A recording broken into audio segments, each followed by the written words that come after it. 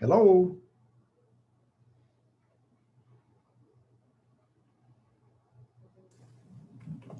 Hello, Mr. Manson. This is Janet. Hey, how you doing? I'm good. Wait a I'm minute. good. I know Diana should be logging in here shortly. Okay, I need to change this camera. Yeah, I think we're looking at your, I don't know, backpack or something. Yeah, you are. Hold on a minute. Let me see how I change that. Stop it. Hello, Dr. Slovis.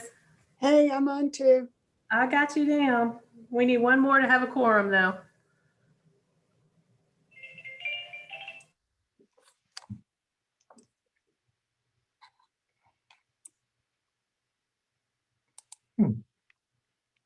There's a way to change this.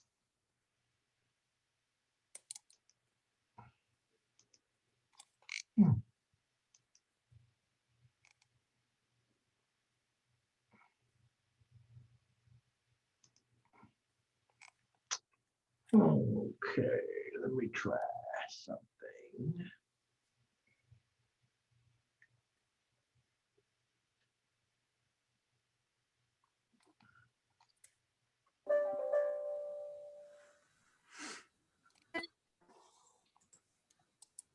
Oh, there.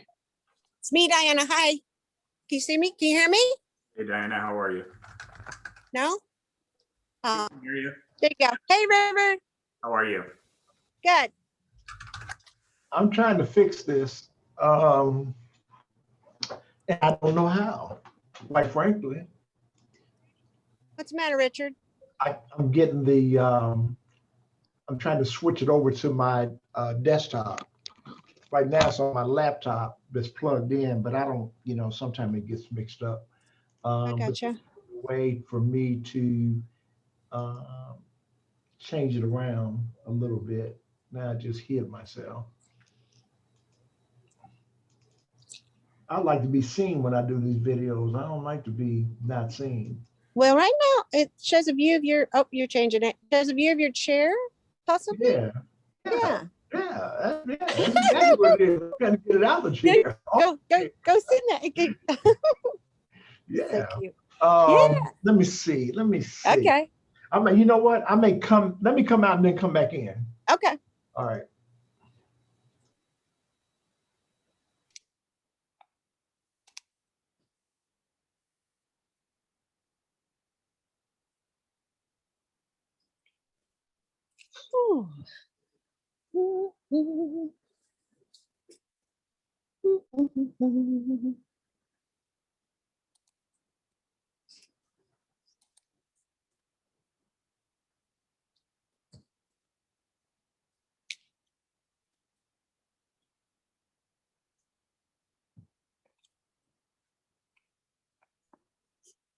There you go. Now we just have you on mute. I can fix the mute. There it is. There you go. There it is. All right. Man. But do we have a quorum yet? Yes, sir. We have a quorum. We're just missing Pastor Stevenson, I believe. Okay. I'm going to Let's wait. Let's kind of wait. We're at 3:03. Let's wait a couple more minutes to give him a chance to come on board. Did everybody get the information that I sent out prior to the meeting? Which information is that? Did you get the information I sent out prior to the meeting? Which information? The stuff that Janet sent to us? Yes, it's the stuff that Janet sent to you. Yeah. Yeah. And what I was trying to do is address some of the concerns that were raised in the last meeting that we held. Some of which to get to the status of exactly where Dr. Webb is currently, and to respond to the questions as it relates to the salaries, the salary information that we received from the report. This is an open meeting. We are going to proceed with addressing those issues, and our chair has placed on us responsibility to try to have a report for her at the very next board meeting. And I anticipate that we should be able to meet that timeline. So the agenda says we're supposed to move that this be an electronic meeting, do that stuff. Is that correct? Yeah, we're gonna do that. I'm waiting Oh, right okay, now. all right. for- Wait, this Reverend is our- Stevenson's on. He is Okay. on? He Yes, just sir. logged in. Yes, sir. Hey, You can do the motion. How you doing? Somebody needs to do the motion. Anybody have the language? I don't have it in front of, Janet, can you read the language? Do you have it in front of you? Let me see if I can pull it up. I thought I included it in that email with all of the files. Let me see if I can find it real quick for us. Does anybody have it? If they can read it, I'll entertain that motion. So that we are in compliance with electronic meetings. I'll make the motion, Mr. Chair. Let's see Okay. here. All right.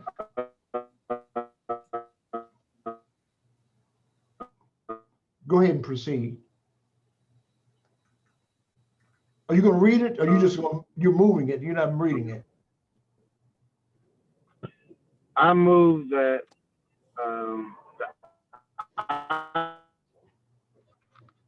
You're breaking up.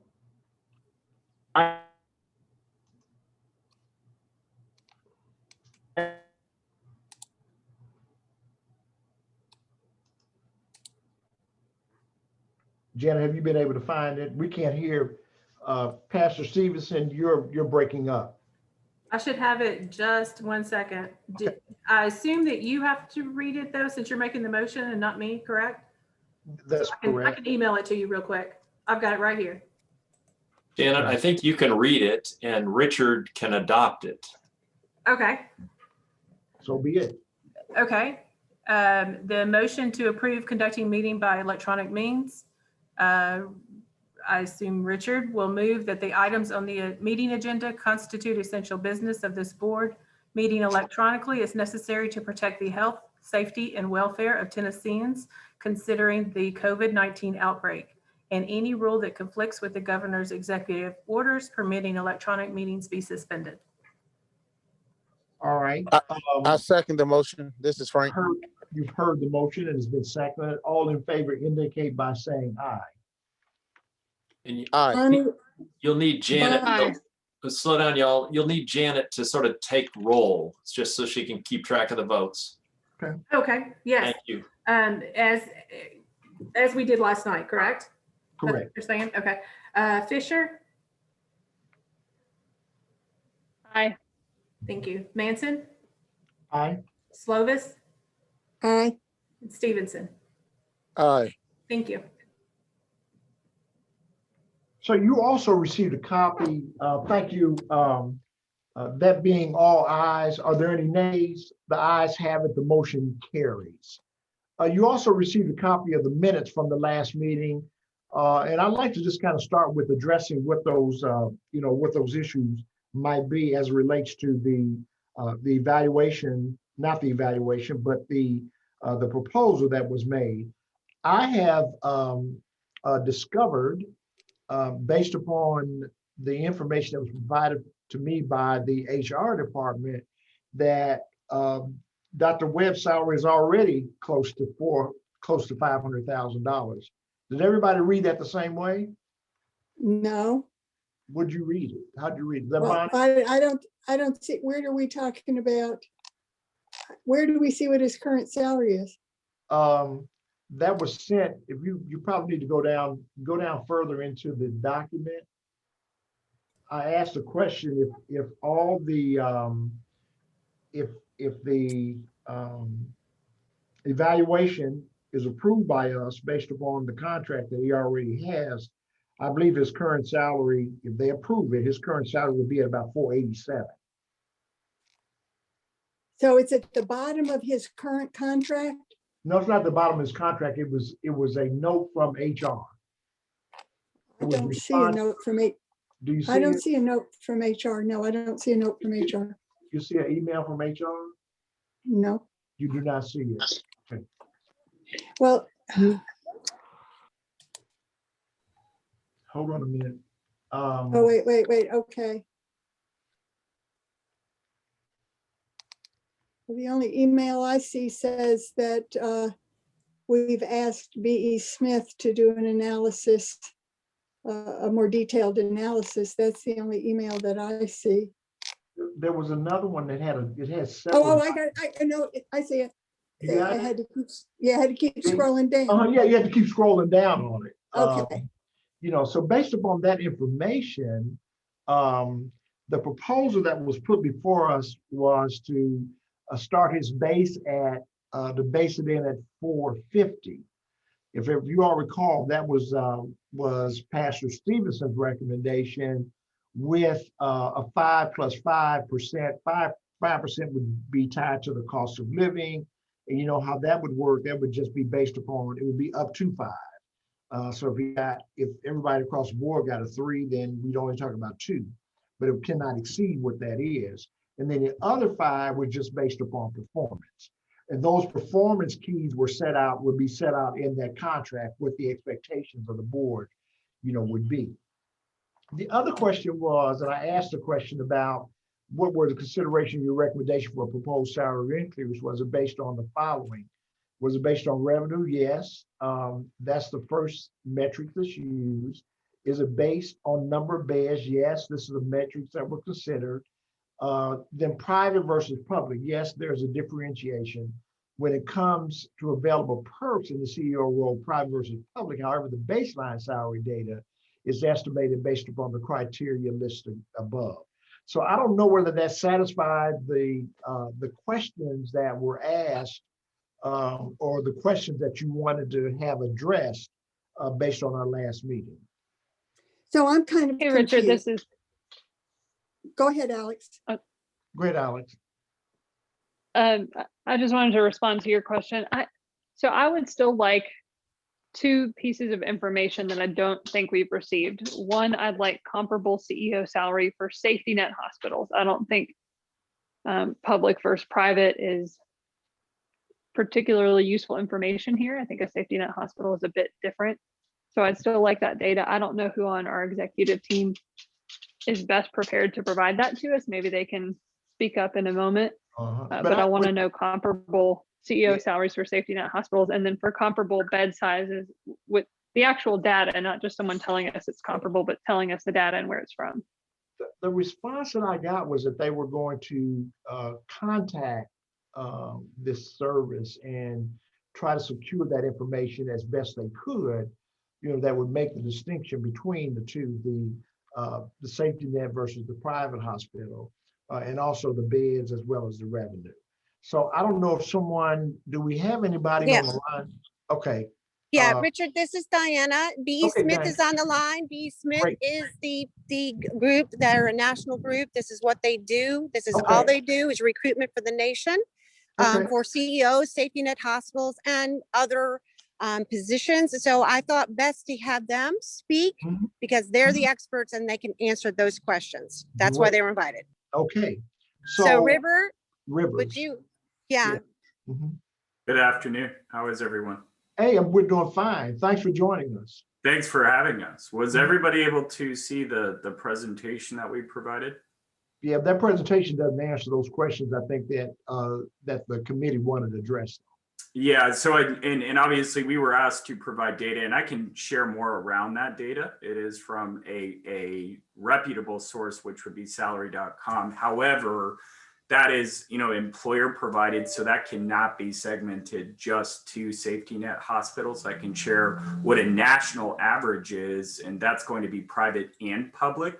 Those are total cash compensation. So as a board, you all need to be able to then look at how do we want to look at whether that's a long-term incentive.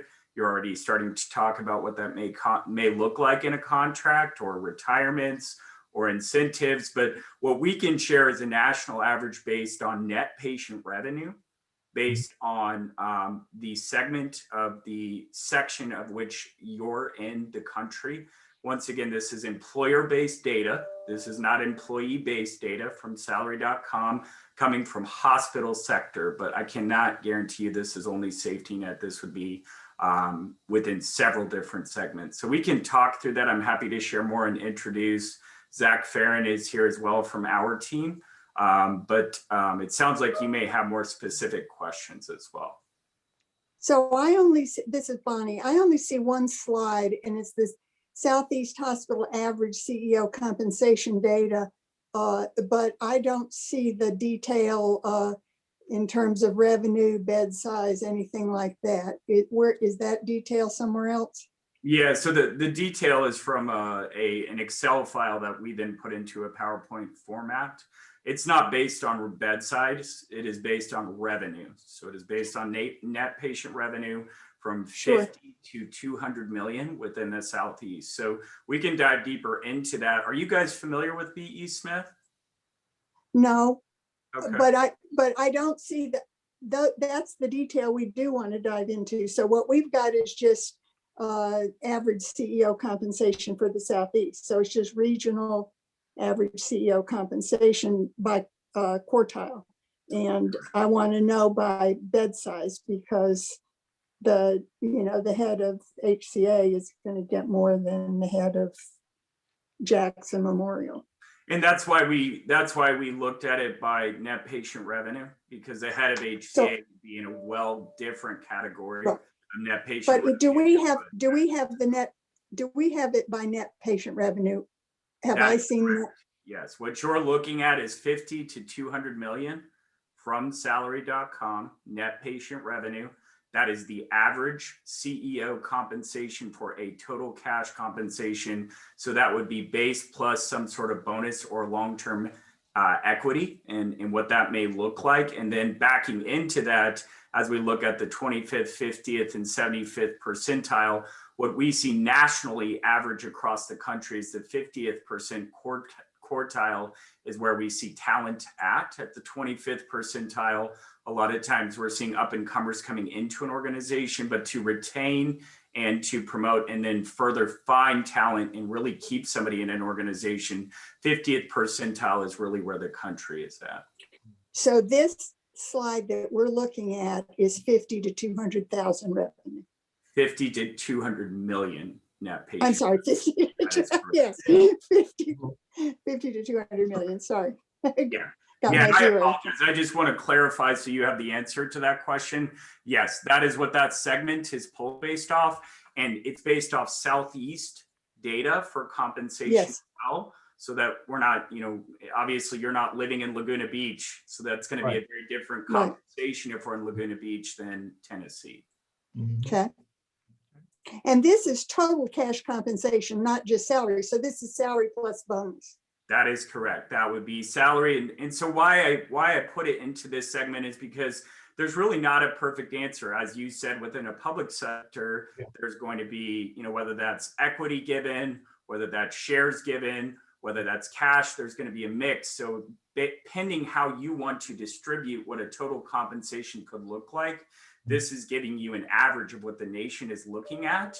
And then from there, it's based on how you back into it by organization. So some organizations may offer a very heavily weighted bonus structure. We've seen anything from 25 to 50%.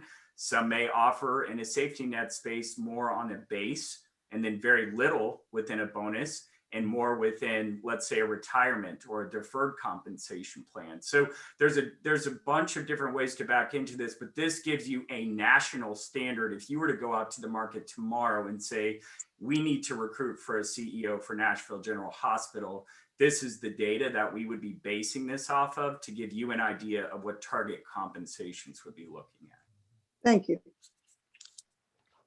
Thank you so much. Alex, did you have any additional questions that you wanted Mr. River to address? I do. River, you haven't provided it. Are you capable of providing us information just for CEOs of safety net hospitals in the Southeast? Do not have data that would only be safety net hospitals. Because we use salary.com, that is proprietary information that they're gaining from employers. So that would be a segment of cross-section in healthcare. It would not be only to safety net hospitals. Okay. So does your organization have the capacity to use any other sources to determine the salaries of CEOs of safety net hospitals? Yeah, we have used Sullivan Cotter in the past, which is another data compensation tool. But once again, that would be based on a national, it's not just safety net. So we would not have the tool to provide you only safety net compensation. Do any members of the executive team on the call or any consultants, River, that you're aware of in your organization or others have the ability to obtain that data, the salaries of CEOs of safety net hospitals? I think it would be, without saying Towers, there are several reputable firms out there, Towers Watson, Sullivan Cotter, salary.com, Korn Ferry, but these are broad sections and cross sections that you may be looking at. So I think it would be hard pressed to give a perfect answer on only safety nets. I'm not aware of one, but the executive team may have one that they are thinking of. I would guess that you're going to be looking at more industry specific. And one reason why Alex is because this is voluntary information. Organizations do not have to provide this data all the time. So it looks like, Alex, go ahead, Alex. Did you have any additional questions? Did anybody, because we did not get a response from anybody based on you asking, is anybody on the call have any particular information as it relates to safety net hospitals? Yeah, I don't know if anyone on the executive team can respond to that either online or as a follow-up. I'd appreciate. I think that this is information that can be obtained. I'm just a little frustrated that we can't get it. I think safety net hospitals are quite different from other hospitals, and I think that's important information for us to have to make wise decisions moving forward. Yeah, well, the only challenge that we've got, we're starting with a base anyway. It looks like we're starting with a base of $479,000 based upon where he is right now, with the provision that if the board approves the 10% increase that's currently in his contract, then where he's going to be at, based on what the information that I've received, his base will be at 479. The conversation that we were having last time was, the starting salary and then the move from that base up. The proposal that was on the table at the time was that would start at 450, and then we'd split it 5 plus 5. 5% would be just whatever the cost of living or whatever the raises are that Metro normally gets, and the other 5 was just totally incentive based. So that's kind of where we are. I don't know, unless somebody's suggesting that we're paying too much. So one of my concerns is if he gets a 5% just regular raise, cost of living, whatever, and then he's eligible for up to 5% performance based. If that's a 10% raise, 10% year over year, 10% of a large number is a large number. And that's actually a big raise. And so we'd find ourselves 5 years out. Now he'd have to meet all the targets to be there, but we'd find ourselves 5 years out with him making a lot more money than I think we can probably justify both to the city and to our budget. Yeah. Well, and I think that's a consideration. I think that's why we were shifting that. However, it was done in the original contract, that we've got to 479 because the way that contract was structured, that he got a 10% raise. So that 10%'s been just growing based on the last 3 contracts, and that's how we got to 479.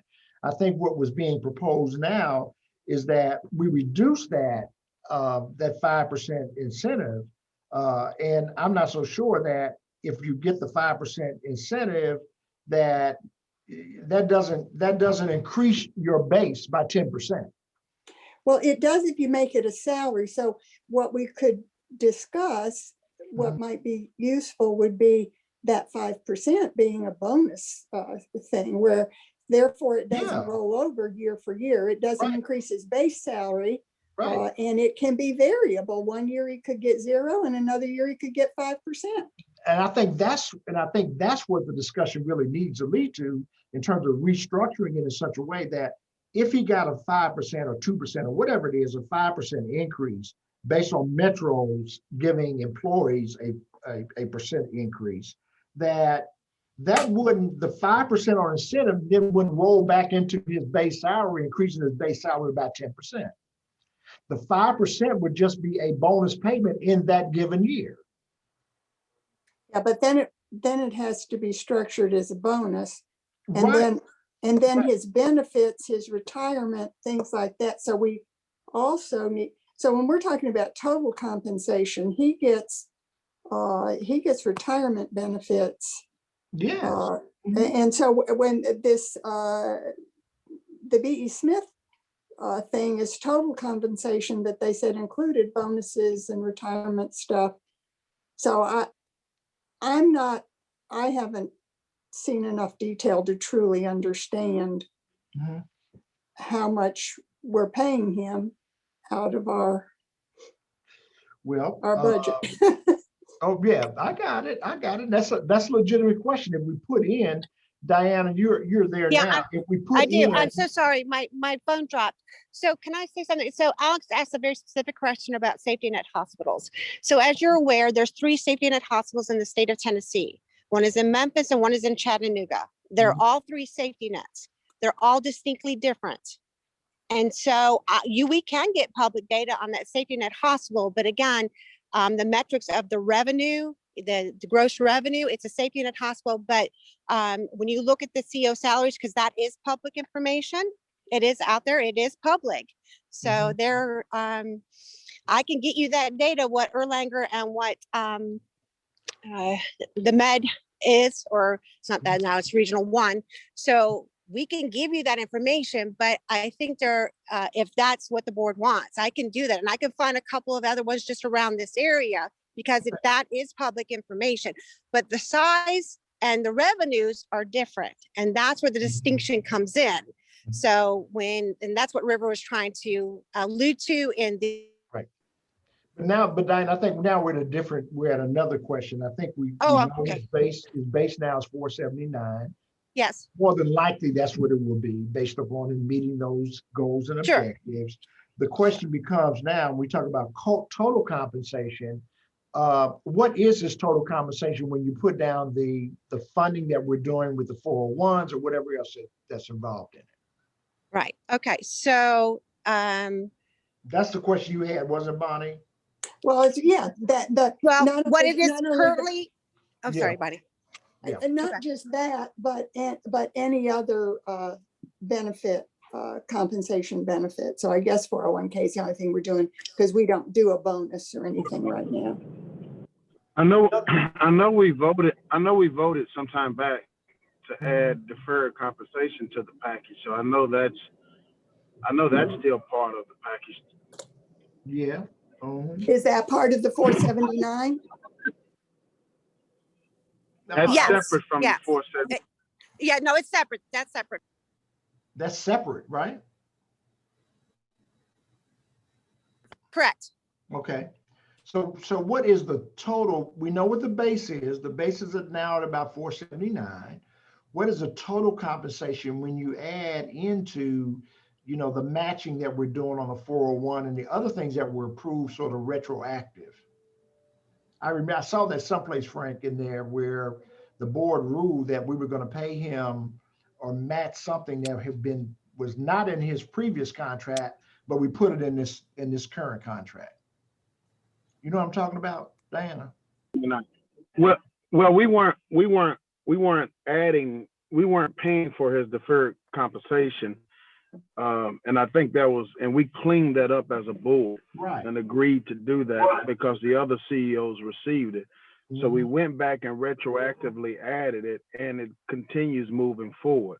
But that is I don't remember I don't remember the numbers, but it seemed like it was somewhere to the tune of maybe 100,000 a year or 200,000, somewhere in there. Yeah, So. Correct.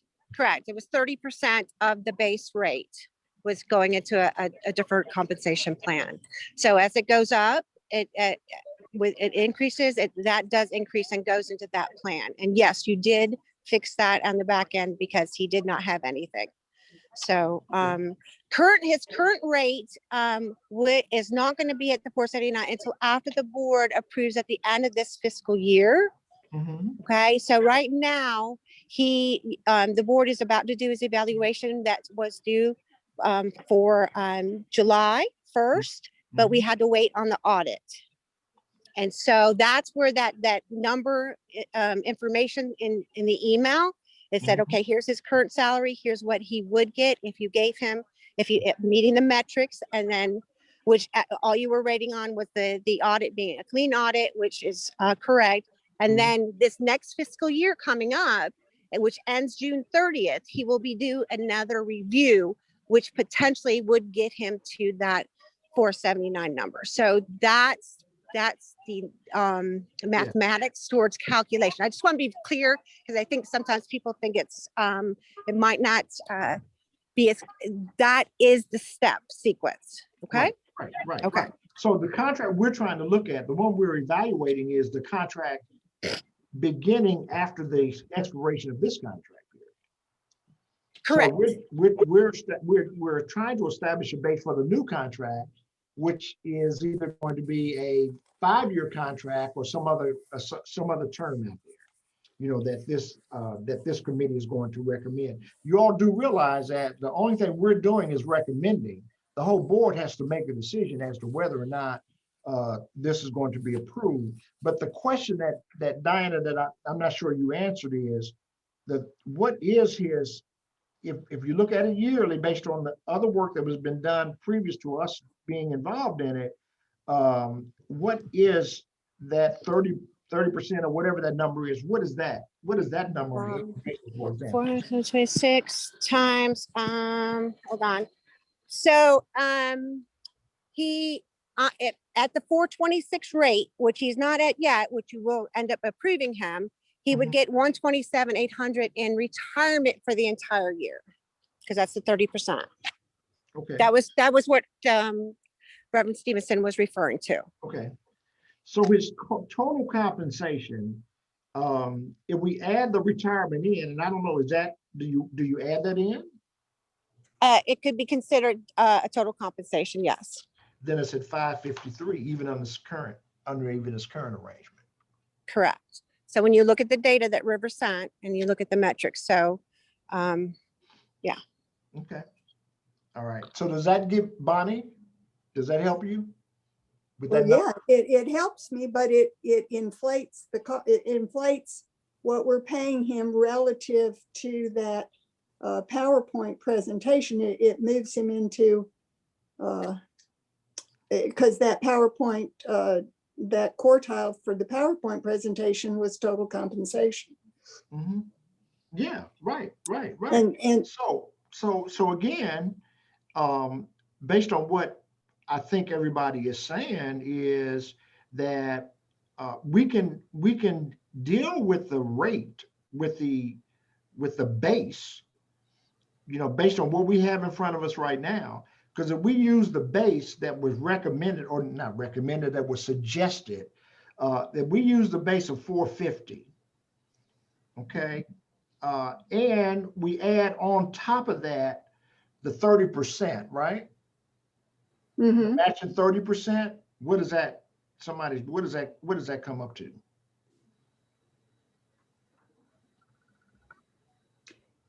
Diana? Anybody want to help me with that? Another 125,000? 585. Sorry. 585, sir. 585. Now, Yep. what number are you using? Using the 470? No, I did the 450 times 30%. Okay. And I'm sorry, I don't see 450. I see 436 if we increase him back to July 2020 through this year. And then for next year, it says ending evaluation approves 10% increase in his salary. Then that goes up to 479. But have we proposed a 10% increase in his salary for But that's already in the contract. It is the 10% increase? Not ours, not the contract we're working with on the previous contract. That's in his previous contract. Yeah, So the one we says were if the- looking, go ahead. it says if the board completes his evaluation for this current year ending June 2021, and approves a 10% increase in his salary, would be $479 on July 1st, 2021. Right. So that's already in a contract that the total board has approved. Yes, that's already Okay. there. That, he'll Okay, get all right. that. He's gonna get that because I- we've already contracted, agreed to pay him that. Right, unless his evaluation was Right. deficient. Yeah, we're making the subject evaluation goes Okay. fine and, you know. All right, so he's at 479 plus 30%. That's correct. And whenever we give him a salary increase, his deferred compensation increase, because it's a percent of his base salary. That is correct. That is correct. So we're dealing with a couple of things. One, he wants a longer term, which is a 5-year term. Okay. The contract that was put in front of us suggested a $500,000 base. Okay, that was just put in front of us now. We haven't even talked about and agreed to that. But when we look at the 500,000, we also have to consider the 30% as total compensation. And So- I'm sorry, so that 500,000 base was the contract we were looking at last time we met and we discussed this? Yes, ma'am. That was what was presented to us. It wasn't anything that we, Okay, yeah, that wasn't anything that we but you're in agreed the to. contract we were looking at. Yeah, that's what we were looking at. That was what was Right. submitted to us as way of a suggestion. I just saw it as just sort of a starting point, you know, for discussing it. But that kind of depended on what we were starting at. And I think we were looking at it that we were just starting at 436, not 479. So if you're already starting at 479 and we give him, if we bump it up to 500,000, that's a $21,000 increase in his base. Yeah. And so I view what we've done so far to get him up to the 479 is catching up with having underpaid him before relative to the percentile. He's not at the 50th percentile, but he's well above the 25th percentile. So we're getting closer to an appropriate salary. Now going forward, I think it's prudent to make sure that we don't have something baked in that gives him 10% a year plus deferred compensation on top of that, you know?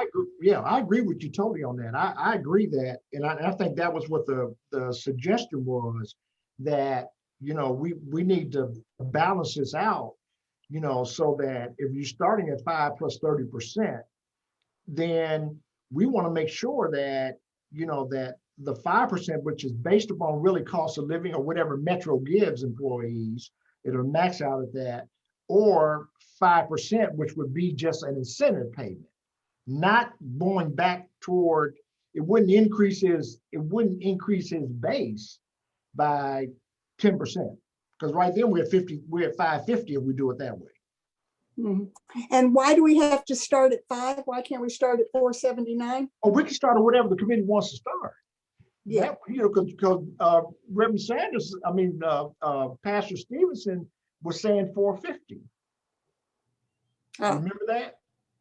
I can't remember. But that was based on the 436 number, right? Right. Pastor Stevenson, because that's what we were kind of working with. Then we found out that he's already in excess of that. So I think it's very difficult to offer somebody less than what they're making. No. I'm not saying that. I'm saying, but the 479 is what he will be making going forward, starting July 1st. So if when the committee consider, you know, establishing his base based on where he is, and then do the 5 plus 5 in a 5-year contract. So why are we doing 5? I hate to be so argumentative here. Why are we doing 5 plus 5 instead of Metro, whatever Metro does, they're 3%. Why are we doing more than the cost of living? Okay. Okay, that's a great point. So if Metro gives 2, then we give 2. Well, I don't So- know, but I don't know where the 5 came up. Yeah, just- yeah. So I think I can answer that, Bonnie. Sure, thank you. Frank, we can't hear you, Frank.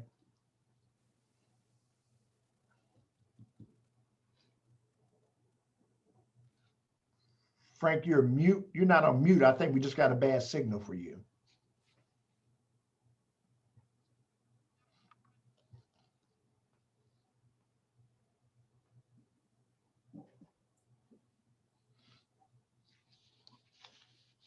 Frank, can you get back in?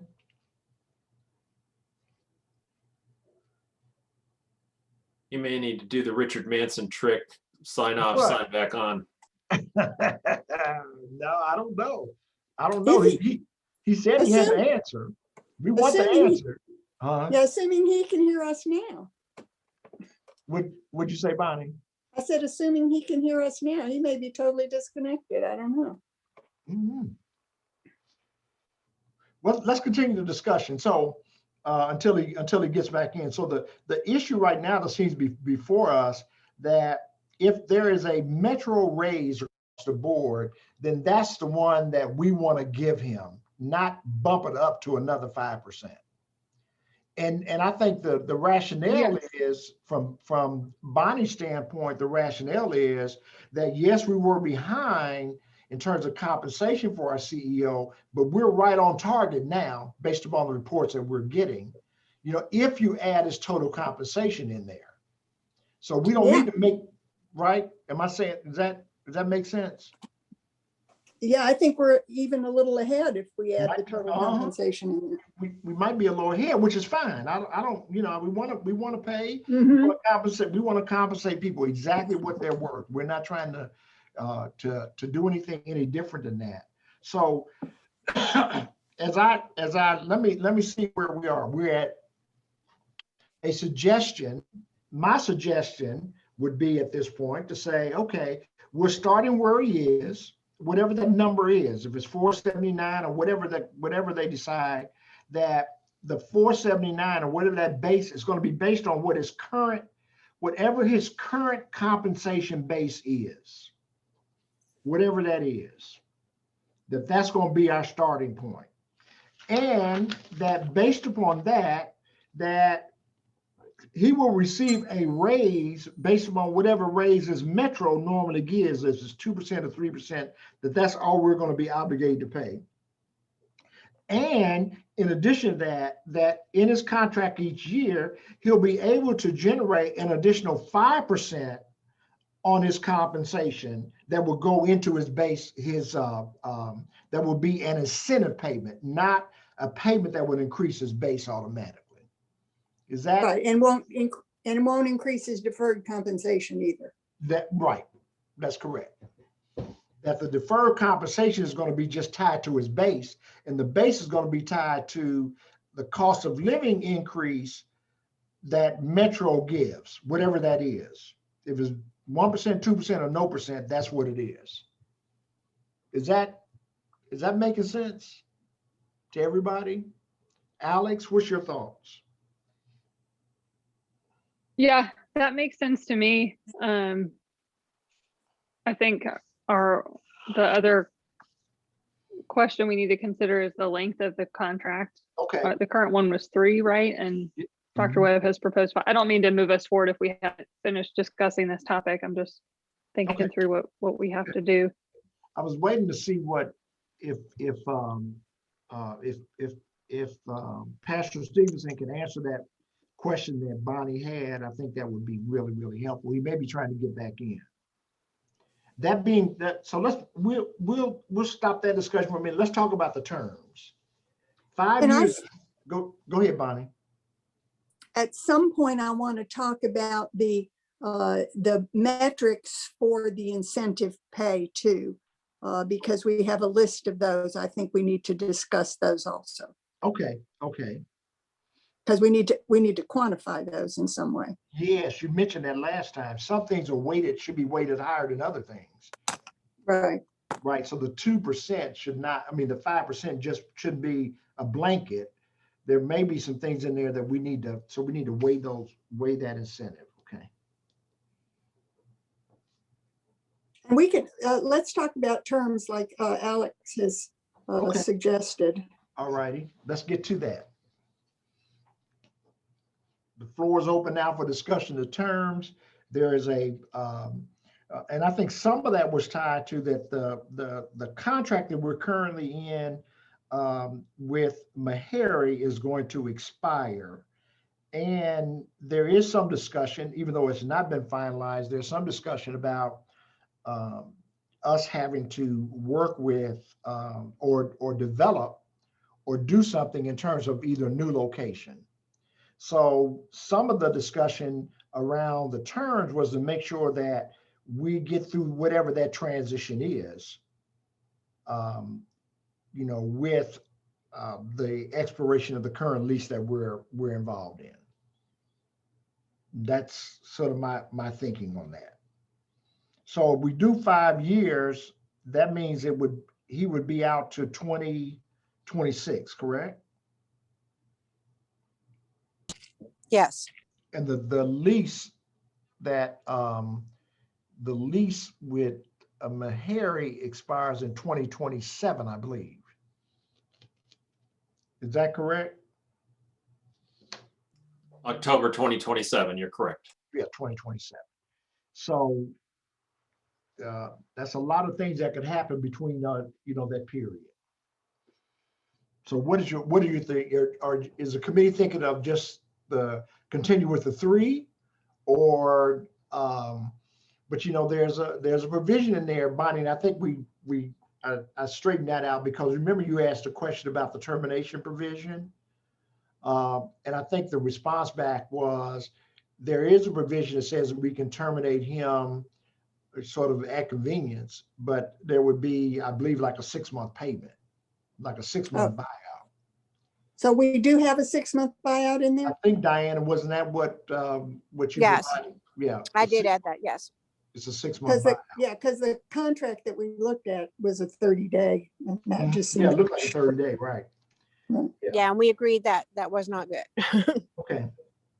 So, Alex, what are your thoughts about length of contract? My inclination is towards keeping the terms similar to the one we have right now, which I believe is a 3-year contract. I think 5 years is just, that's a long time for both sides. And it concerns me just that we'd all be locked into, you know, perhaps certain metrics or terms while the hospital is going to be changing rapidly over a significant period of time. Those are just kind of my initial thoughts on, and I don't know if we're talking about anything other than 3 years versus 5 years. That's kind of how I've bifurcated it in my mind. So if anyone has any other thoughts on term, I'm happy to hear it. well, you know, one thing that I thought about is if we want to get to 5 years, which I think we can get to it, but we can do it 3 + 1 + 1, which are 2 options of 1-year options. And there's absolutely nothing that says that we have to offer a 5-year term. You know, if this is the committee's pleasure, the committee can say, look, we're comfortable with a 3-year term. I think what was suggested was a 4-year term, if I'm not mistaken, as a way of a suggestion, sort of not as a compromise, but just sort of as a starting point.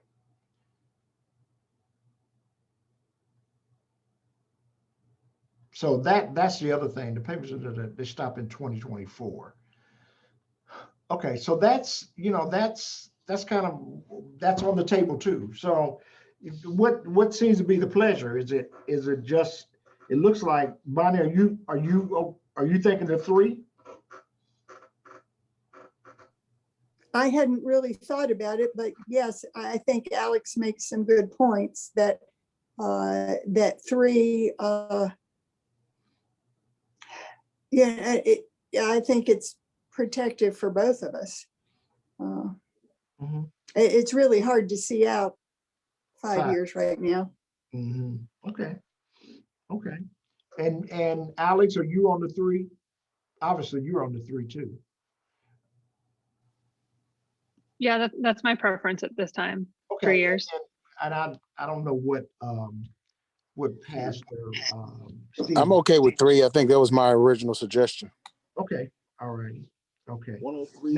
Now, Pastor Stevenson, now that you're back, can you answer the question as it relates to the cost of living raise with Metro?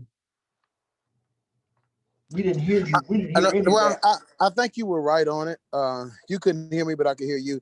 And Okay. the basis of even entertaining the 5+5 was that we were still in the mindset of getting the CEO salary up to par. But I think we can all say that we've accomplished that. I mean, now that we're closer to the 500,000 mark, we've accomplished that. So that was my only. I just wanted to give some references behind why we were even moving forward with the 5+5.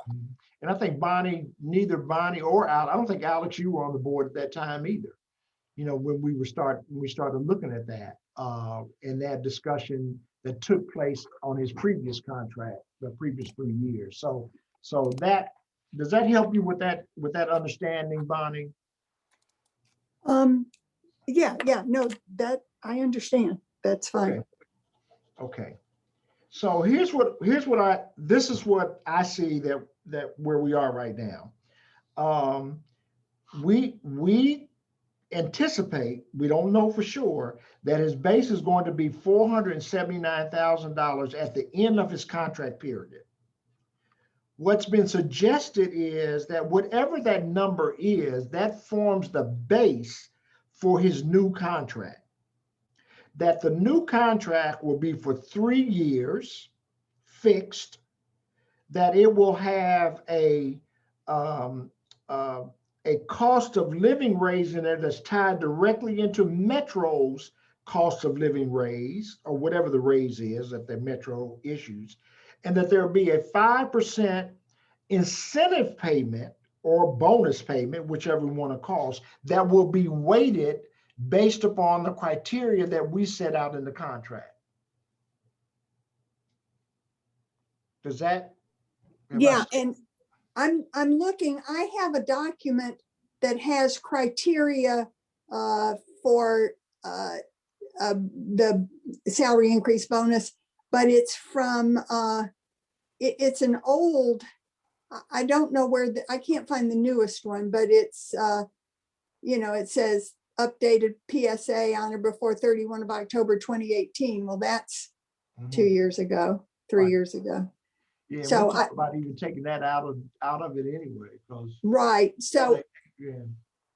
So I have a thing here from, I guess, from the prior, I don't know when this was created, this document, but it has reaccreditation. And one of the things that I wanted to say about that is that seems to me not to be something that you should be incented for. That's something that you have to run a hospital. That's not an, your Press-Ganey scores or things like that are fine, your expenses and revenues and all of that. But a reaccreditation by Joint Commission, I think that should be a given to keep your job. Okay. Maybe not. I mean, you can get dinged by Joint Commission and you can come back and correct your deficiencies and get. So what do you think are what are the most important things for the success and the growth of the hospital that need to be incentivized? We're working now with the 5%. Expense. I think, expense and revenue, decrease your expenses, increase your revenues. Revenue, okay. But patient volumes are really, really tied to that. So that's not an independent variable. That's an underlying part of it. and then maintain certification for patient-centered home program. Okay. That's fine.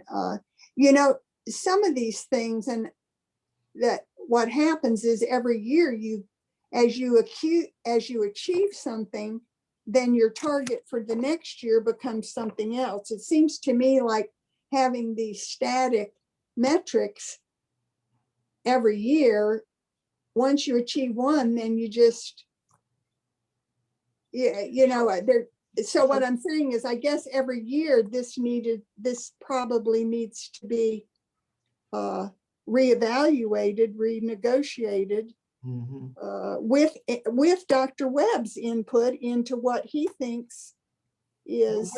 But we could do that. We could really do that in the evaluation process.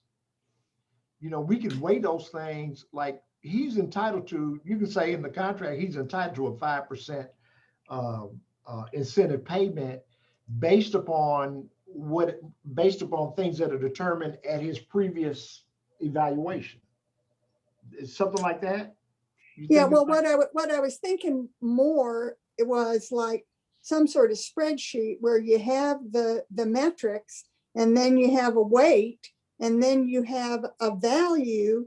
And so that's why the metric has to have a value, but you have a metric, and you know, something can be weighted 0.5, something can be weighted 0.2, and then you times and then there should be three, you know, 2 or 3 things rather than a meet or not meet. It should be something that's. I agree with you. I agree. It needs to be, I agree that there should be some flexibility in this weighting because it may change from year to year. Well, even the metrics can change from year to year. Yeah. You know, you can decide that, you know, once he's certified as patient-centered medical home, that's done. Now, I don't know. No. Yeah, you do know. Those are great points. It's just a matter of how do we, it's a matter of capturing the language that satisfies, you know, what you're trying to do. Now, from their perspective, you know, I think if I were sitting on the other side of the table, I would say, hey, I don't want this to be sort of arbitrary. You know, somebody can just say, well, I just don't feel like you made it, so you're not going to get your 5%. So it's got to be some way to measure it, you know. No, yeah, absolutely. Yeah, that's the point. So you put it down, and you know, and each year your targets in discussion with Dr. Webb get designed for the upcoming year. Now, does anybody from HR or River or anybody else have anything to contribute here? Dr. Slovis, we absolutely can create something for you in a metric standpoint and weight it. We have an ability to do that so the board can see and weight it and put it as a measure in his contract for his evaluation. Also, I still have B. Smith on the line, and I do realize that you've already talked about the contract terms, but I just want to remind folks that even though the 3 years has been your standard, I believe the reason, and you all know, that Dr. Webb asked for a 5-year contract was because of the potential to move and our expansion. But B. Smith also put on the record for you guys to see what the cost of recruiting a new CEO would cost and timeline and what it would take. So I would ask that you also consider that as well as you're reviewing your information. I think we locked on, you know, based upon, unless it looked like Bonnie was okay with the 3, Alex is okay with the 3, and Pastor Stevens is okay with the 3. So I guess we kind of locked on that. And I do think that they took into consideration, I'm sure we took into consideration all the factors. Their concerns, which I think are legitimate concerns, is that 3 years in this environment is enough. 5 years might be a challenge. in terms of just what we're dealing with from an economic standpoint, from a facility standpoint, and just a lot of things. So I don't, unless this body, unless this committee, this ad hoc committee wants to reconsider the three, we'll take that. I want us to take that in. I don't want to shut it out. I want us to take that in consideration. Here's the question on the issue on the discussion right now on the term is that because of the economics involved in bringing on a new CEO and the costs associated with that, the fact that we're going to be in serious transition, within that 5-year period of time, and we may need some stability. We will need some stability at that CEO leadership level.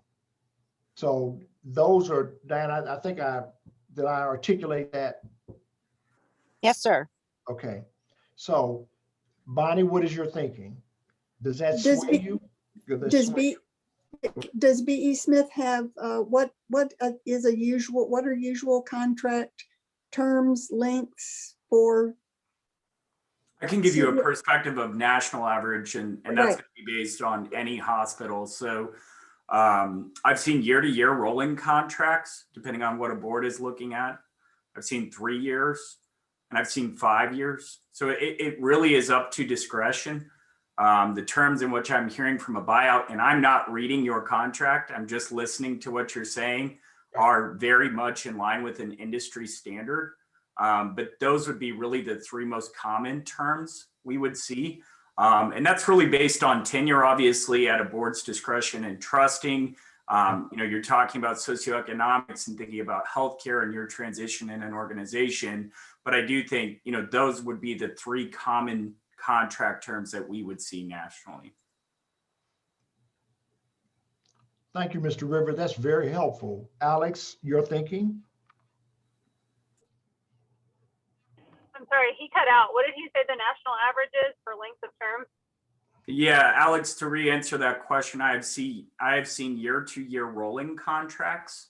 I have seen 3-year contracts, and I have seen 5-year contracts. It's really at the discretion of the organization and based on trust, obviously, on both sides. I would say the outs that I'm hearing and what I was sharing with your group here, I'm not reading the contract, so I'm very much in line, which would with competitive nature and national averages. So those would be the 3 most common terms I've seen on a contract. Okay, that's helpful. Yeah, Richard, I think that confirms our general consensus for 3 years as being reasonable. Okay.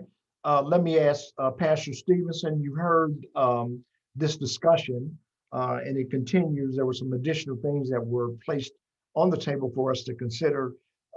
Does that in any way change your position as it relates to 3 versus a 1-year rolling contract now, which is something interesting, or versus a 5-year? Yeah, I think a 3-year contract is, I'm still okay with that. Okay. That being said, then that seems to be the consensus of the committee at this time. Are there any other issues that we need to address? So what I am asking the committee in reference to the report that I would like to make to the chair is that the term of this contract will be for 3 years. That the compensation, the starting salary will be based upon whatever his current ending salary is during this contract, at the end of his current contract period. That forms the base of his contract. That the other compensation, which is a 30% payment, matching payment, or 30% deferred compensation payment, that be continued and be part of this contract that we already have in place. That there are 2 additional compensation in addition to the other stuff, the insurance and the vacation time and all that stuff, and whatever else people normally get. That there be 2 additional payments. One would be he would receive additional compensation based upon Metro's either cost of living or whatever that payment is that they give to employees or the general hospital employees across the board. And the other is a 5% incentive payment that will be determined based upon a matrix to be developed and discussed with the CEO that will weigh the things that we will measure in order for him to get the 5%. Did I That's- say that? Did I say That sounds like, that sounds like what I heard. Diana, were you gonna get us a, like a spreadsheet of the metrics for the incentive evaluation? Yes, yes, I can get you that. So what will you do? Will you send it to each of us? How will we get that in? Because, I will have Janet, Yeah. have Janet send it because you've decided, you have chosen, you've determined what you want to value, right? What your expectation is, and then we can weight them and we can put it in that spreadsheet. But Janet will be sending it forth. okay, and then can we so if we want to comment on that or make changes to that or discuss that further, do we have to have another meeting or can we do that electronically? I don't know how we do that with the. I don't know how we would do that either. To meet the criteria or the Right, for open meeting, yeah. yeah. But again,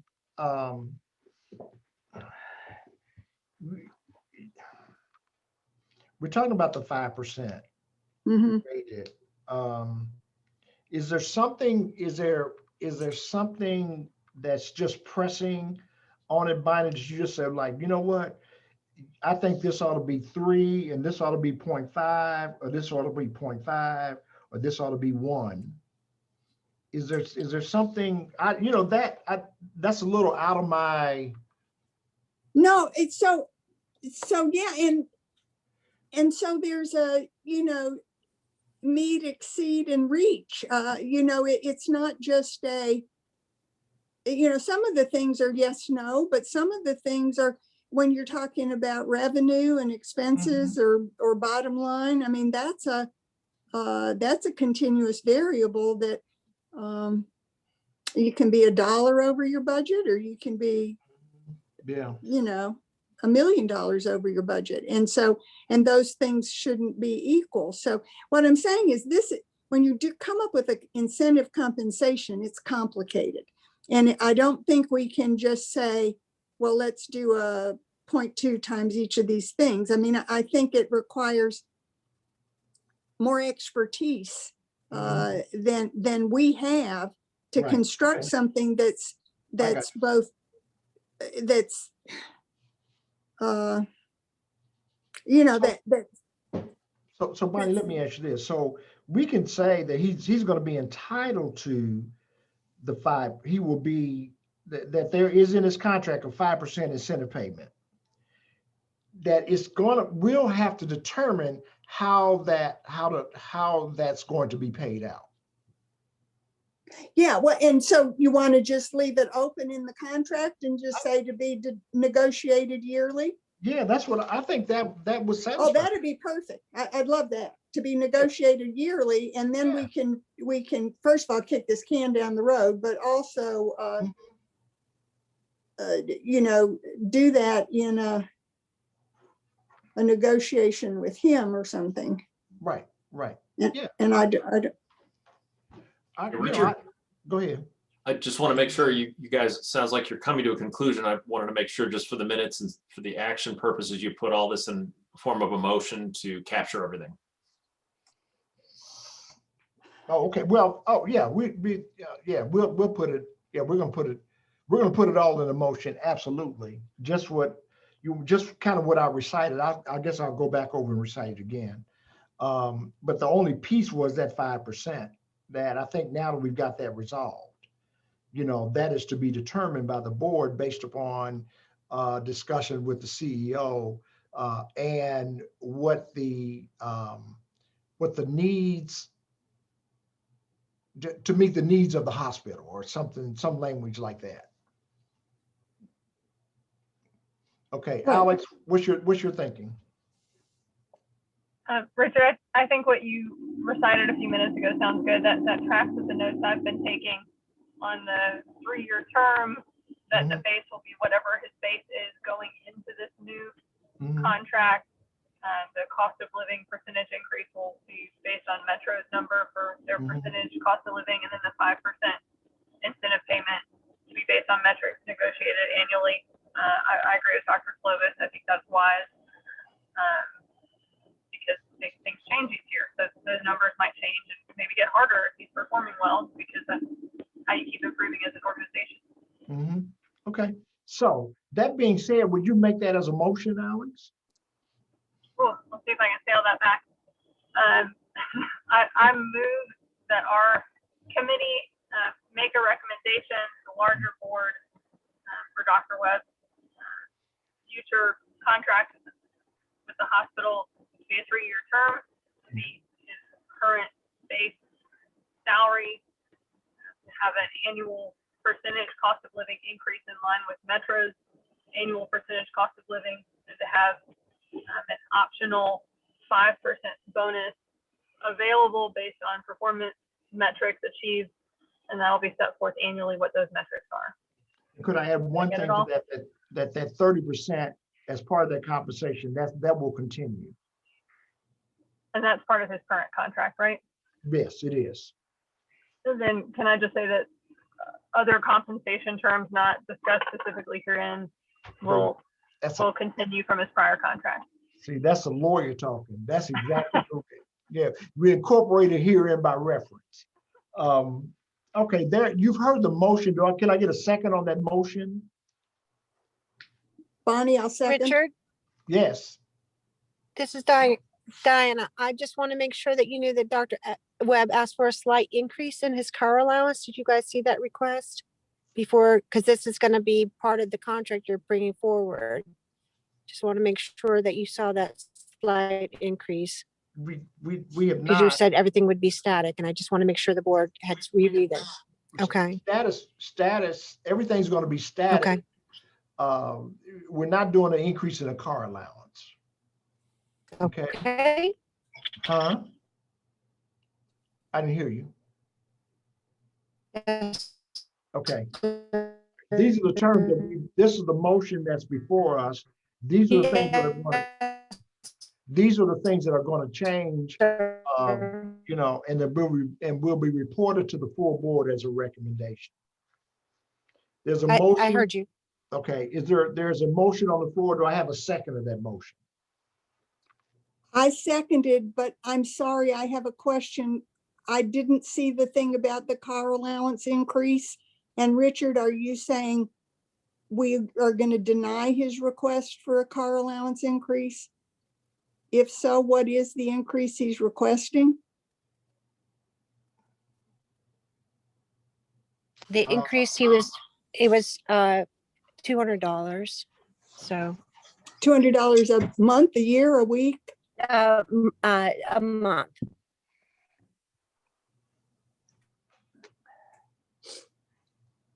What's the pleasure? I didn't know he was getting a car allowance. I didn't read that part. Yes, ma'am. It was part of his original contract.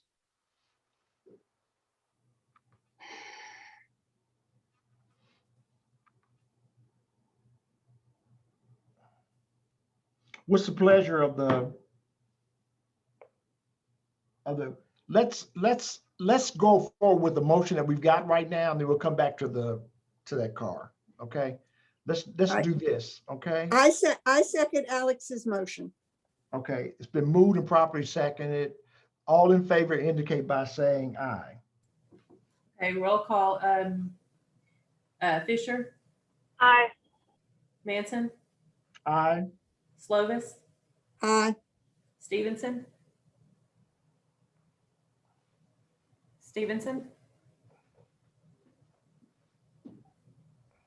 I don't see him on here. Do you think he fell off the call? Looks like it. Mhm. Okay, while I'm on here, Mr. Manson, we also need to take an approval for the minutes from February 9th, please. We do, okay. Let's find out if we can get Stevenson back on the line. I'm texting him. Okay, And I'm gonna have to leave in about 5 minutes here, so if we want to go ahead and vote on the minutes while we have a quorum, in case after Stevenson can't come back on, I'm happy to go ahead and do that. all right. I'll entertain a motion that we approve the minutes from the previous meeting. This is Bonnie. I'm sorry, I second the motion. It's moved and properly second that we approve the minutes from the previous meeting. All in favor indicate by saying aye. Fisher, Aye. Aye. Manson, Slovis. Aye. Okay, and Alex, Fisher, you did the motion on that one, correct? I had trouble. Correct. Okay, thank you, sorry. The Pastor other, Stevenson has not responded to my text yet. okay, that's fine, because I think we've got enough to, we have a majority that have voted on it. That being said, the motion carries. The other issue, and I think we can resolve it real quick, part of the contract is a request for a $200 increase in the car allowance. Anyone have a problem with that car allowance as a part of the contract? I'll move that we approve a $200 car allowance. Right, is Additional that $200 of car allowance. additional $200 per month? I believe that's what it is. That's the request. It would be, yes, it's additional $200 per month car allowance. But what's the current car allowance? Diana, what's the current car allowance?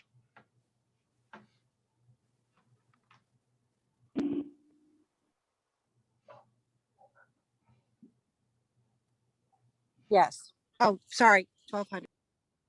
It's $1,200, it'd be from $1,200 to $1,400 a month.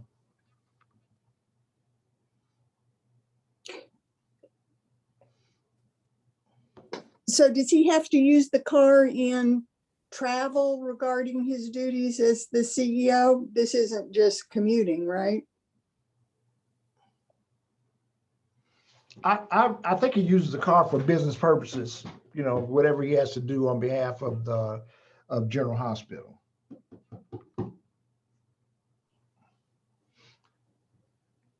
think that What's- any increase That is addition correct. in travel costs should be covered by that annual percentage cost of living adjustment. I think this is already taken care of by that percentage. So Alex is saying she doesn't recognize that or she's her consideration is that it is part of the overall cost of living increase that is covered in that. Okay, so there's a motion on the board. Is there a second? I moved. Is there a second? There being no second, then it fails for want of a second. Now, you do realize that this is a recommendation that we're making. It is not final, that we make the recommendation to the full board. They can change what we have recommended in any so way that they want to. But this is what I propose that we take before and as part of our report to the full board. Any other business needs to come before us at this time? There being none, I'll entertain a motion to adjourn. So moved, Bonnie. We have a second? I will second. Second. All right. All in favor indicate by saying aye. I guess you'll take the roll. Sure. Fisher? Aye. Okay, and Slovis? Aye. And is Stevenson back on by chance? Okay, thank you. Okay. Thank you all. I appreciate everybody's time. We'll get this report ready to submit to the chair. Okay? Thank you all. All right. Bye.